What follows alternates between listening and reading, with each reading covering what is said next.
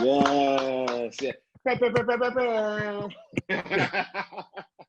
What's going on, ladies and gentlemen? This is Indie Night Film Festival, and this is Indie Night on Demand. I am your host. My name is Q Nice. So happy to be here. I have some really wonderful folks in the building with me right now inside of the Indie Lounge. We just got finished watching Trust Issues, so I got a lot to talk about, and I'm so glad that I have them here. This is an exclusive interview right now. So before we start with our interview, I just want to get some names. So in a gentleman fashion, it's only right. We got to start with the ladies. So let's have our lady here introduce herself, please.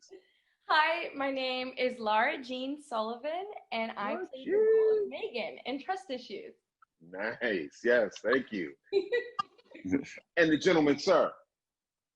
I'm Andretti Dante, the writer, director, and editor of the film. Yeah. Yeah. Y'all got the coolest names. I love y'all names right now. I love these names. So, thank you guys so much for being here. I want to say congratulations because Indie Night on Demand is reaching across the country, across the world, globally, internationally. We have folks from the UK and also from Africa and well beyond that are watching us, and they get a chance to watch these films and they get a chance to watch these interviews. So thank you guys so much. Thank you so much for being here. We really appreciate it. All right, let's get down to the nitty gritty of it all. Andretti, I want to talk to you about trust issues and this particular film. Was with this concept of the film, was this something that you always wanted to do? And how long did it take for you to come up with the idea of the film from page to film?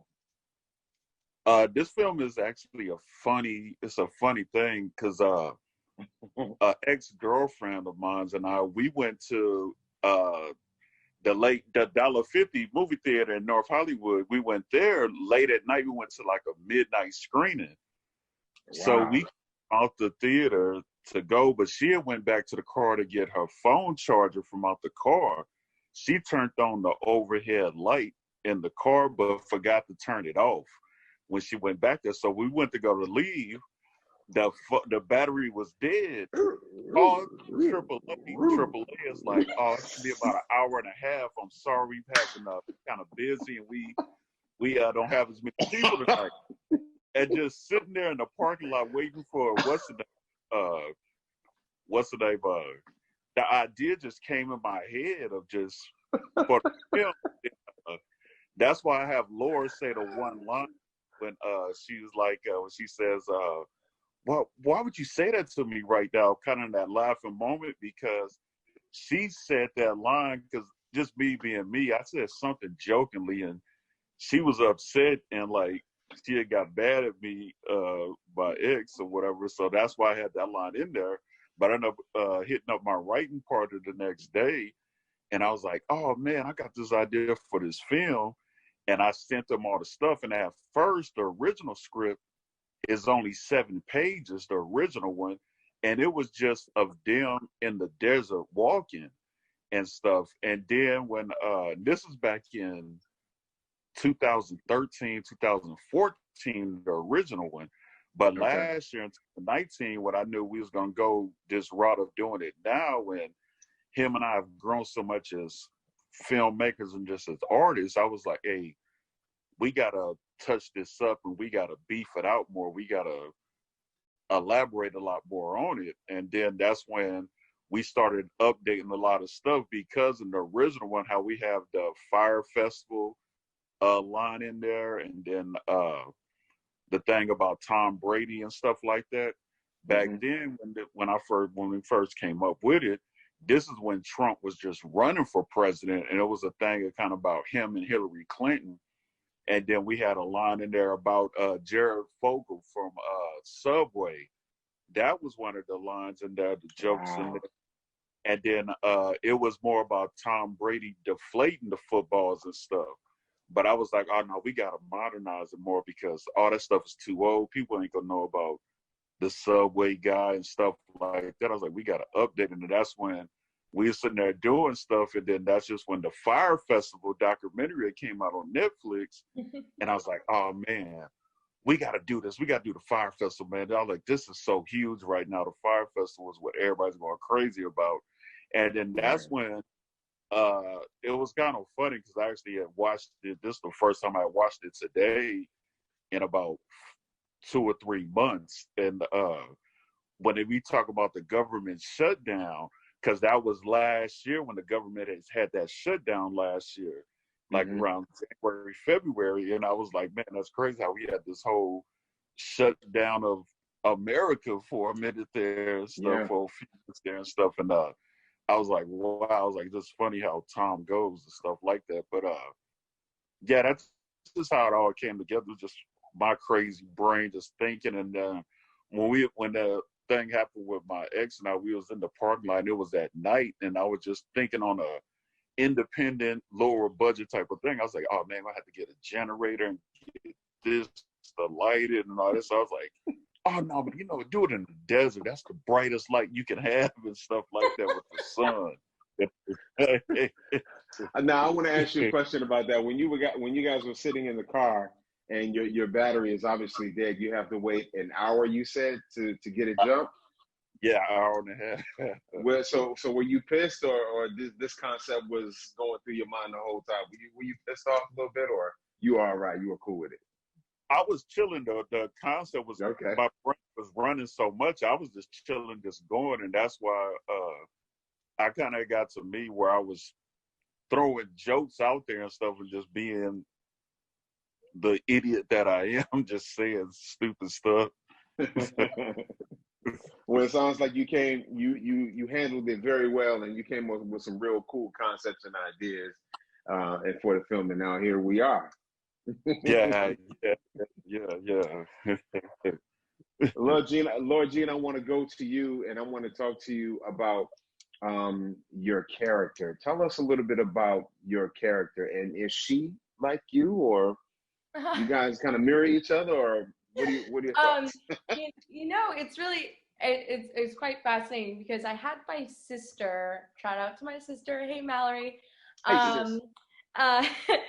My sister actually came a few times to watch the film, to a few other screenings, and it was interesting to see her reaction to it. And doing the character prior to auditioning, when Andretti sent me the script, there were a few parts of it where I definitely felt connected.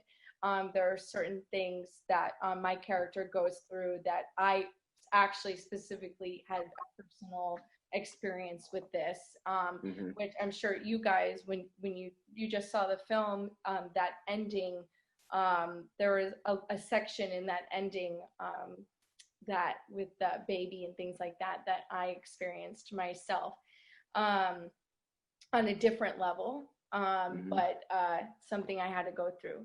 So there are certain things in that character that I had definitely could pull from. So when my sister saw the film, it was interesting to look at her and see her reaction to some of it and some of what the character was going through. And we get to— What did she say? Oh my God. She's like tearing up. She's looking up at the screen and she's tearing up. And let me just say, for all you guys out there that are also performers and, you write stuff and do things, your family sometimes probably laughs at you, right? Well, my family, my sister definitely always laughs. She can never take me seriously. Oh, man. On the film, it was like seeing my sister watching me die. It was insane. Like in real life, she was just tearing up, going through the motions. When that phone call at the end, about, the baby and things like this, my sister's just tearing up, going through. She turns to me, she's like, how dare you do this to me? Like, how dare you, like, putting me through this emotional, like, just traumatizing experience that means you did your job. Relate to, but a lot of women out there can relate to. A lot of women have gone through either losing a baby, not being able to give birth to a baby, or thinking they're pregnant and not being pregnant, or being told they're not pregnant and then there's all these emotions that go through you, not only for female perspective but male perspective. And I think this film definitely does that. It definitely goes through these different perspectives on all the spectrums.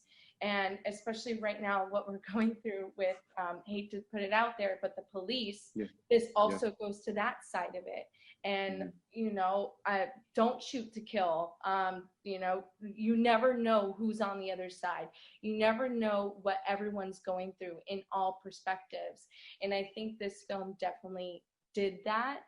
And when I was going back to your question about pulling from what I went through, it was definitely that scene when we're on the ground in the desert. We only shot that twice, and we went through it. It was like this 15-minute scene, and we just went through it. And Andretti was he would just said action. He kind of just let me and Jono go through it and just put it out there. And Isn't whatever that the best? came out was there, and it just came naturally in the sense of the emotion was there. And sometimes near the end, there's some sections weren't in there, but I started breaking down because it just reminded me so much of not only what I went through, but what other females probably are going through currently at this time with that. And I just started breaking down. I'm like, oh gosh, I have to control myself in a little bit, because that sometimes you still have to be your character. And my character, even though she's going through this crazy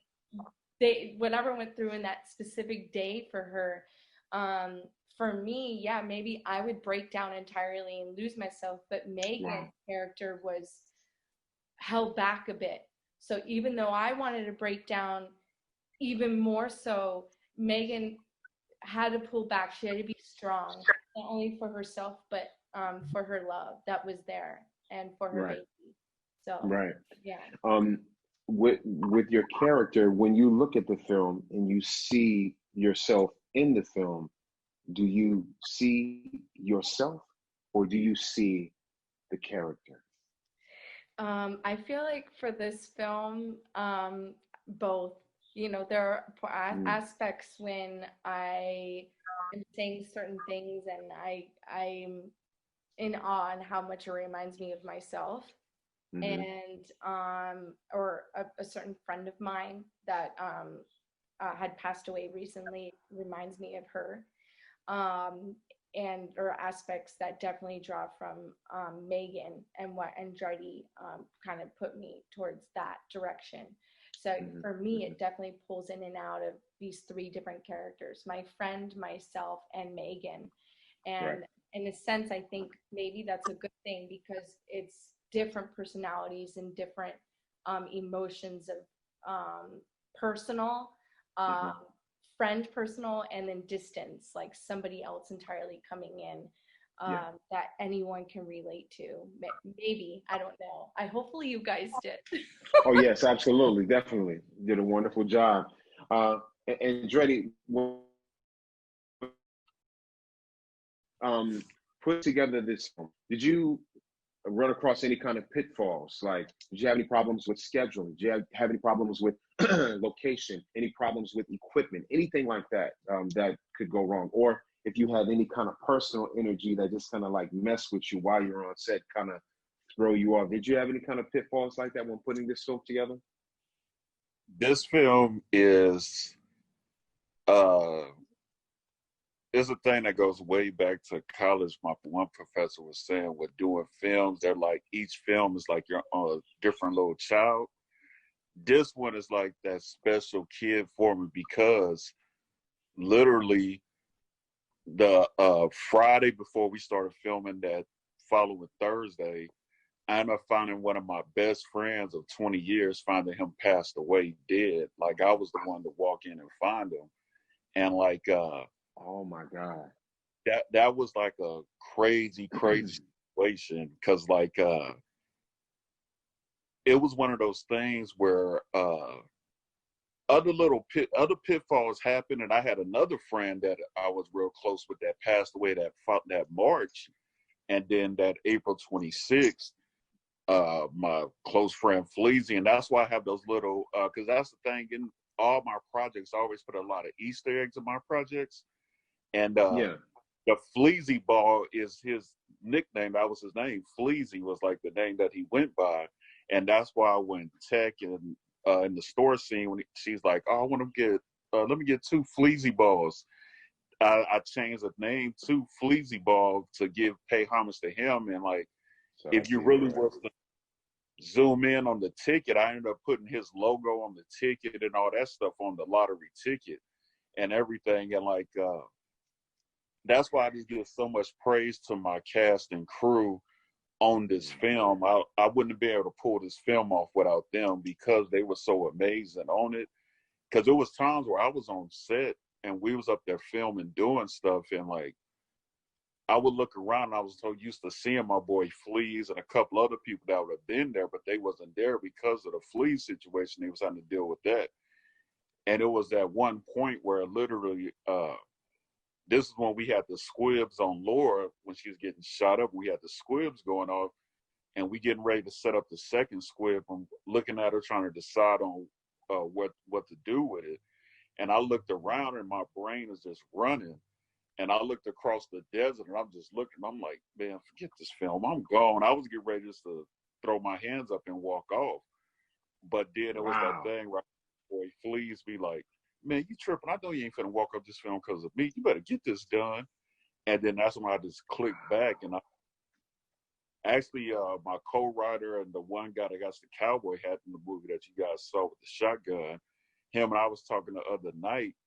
And I was telling him, I was like, man, we was kind of tripping out on how this movie has taken off so much. And I was telling him, I was like, man, I'm glad my natural instincts has kicked in on that movie, man, because it's a lot of things when I watch the film where I'd be like, oh, man, I was going to do this, I was going to do that, or I was going to do this, but I ended up not getting it in there, but we still knocked it out. And like I said, it's because of my cast and crew and stuff, or people like Laura and stuff like that that were amazing. And like, that was one of the cool things too. If you read the original script, the Megan character, blonde hair, blue eyed girl.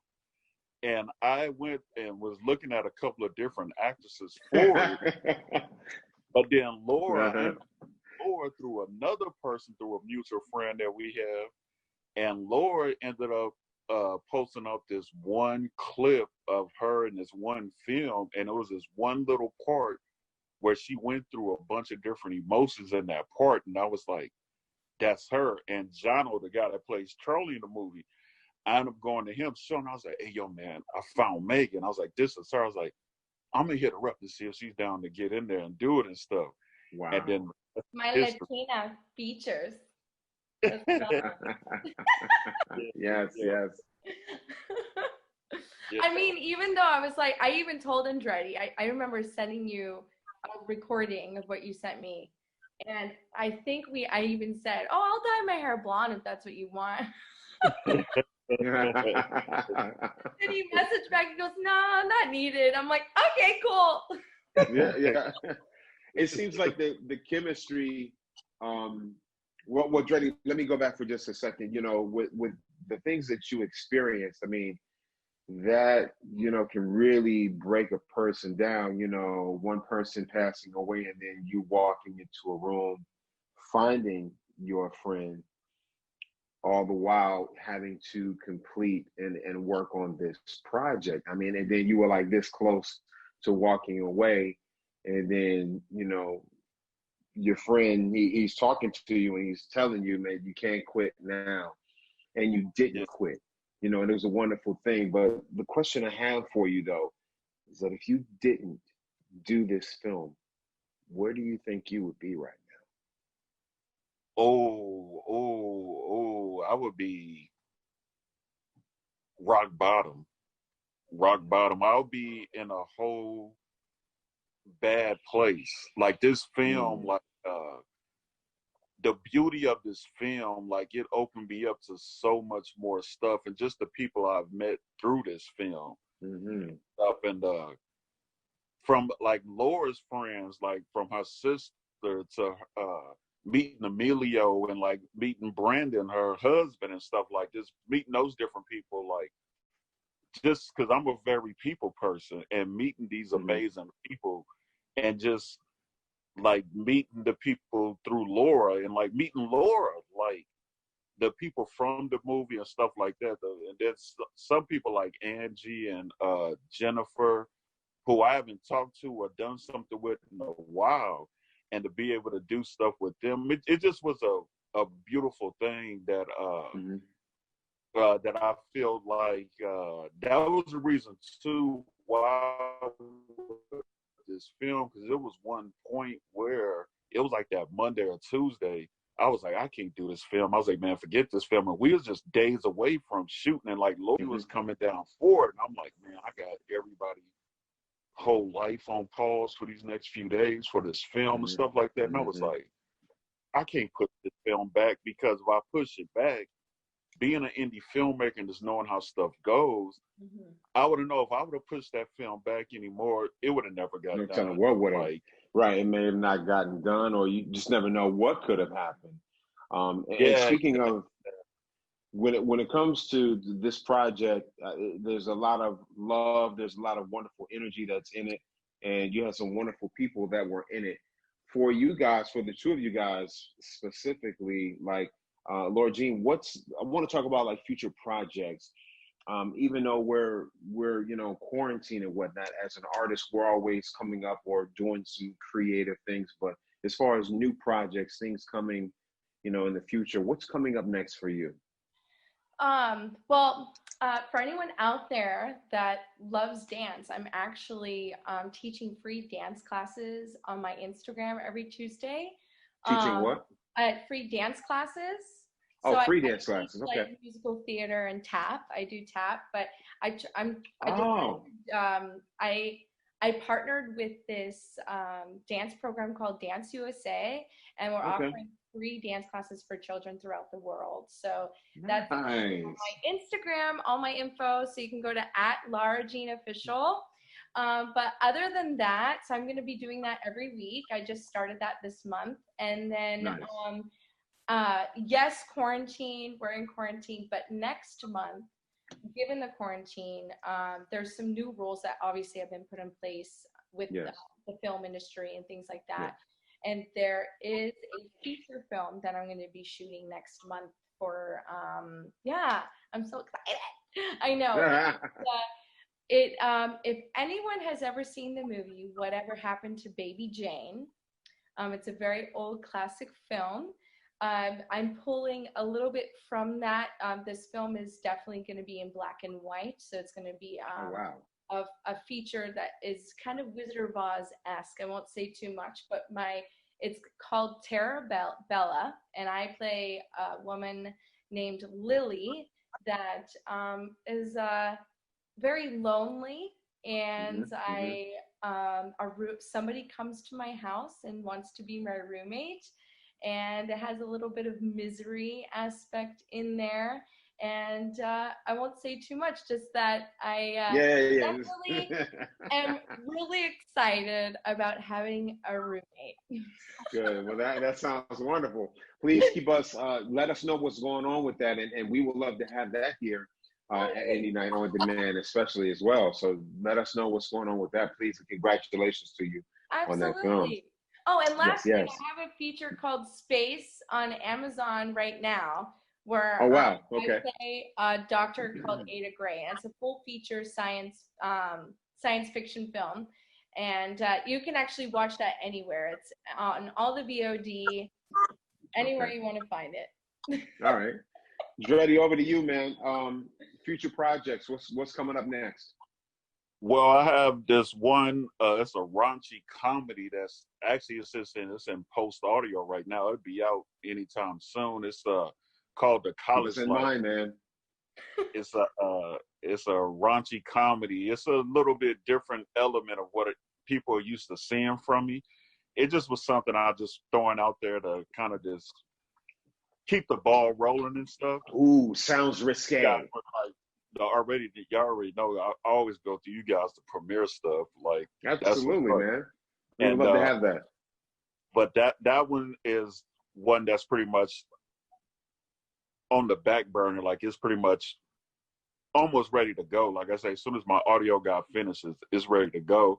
But from fresh from the start and everything. It'll be this feature film that I got that actually Lara Jean is one of the stars in it, called The Religion. That is Ooh, that sounds good. I like that yeah, title.